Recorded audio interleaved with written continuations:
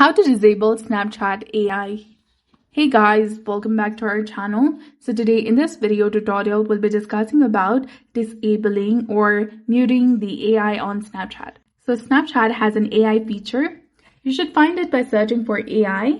And if you've changed its name, you can search for it using that name. My AI has the name of a heart emoji.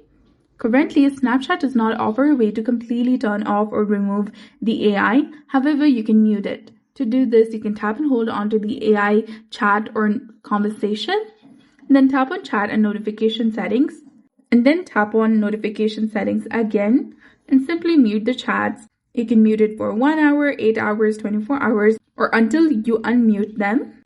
This will silence the notifications from the AI, but it won't remove it entirely. I hope it helps. Please don't forget to like, comment, share, and subscribe to our channel for more amazing tips and tutorials. Thanks for watching. We'll see you again in the next one.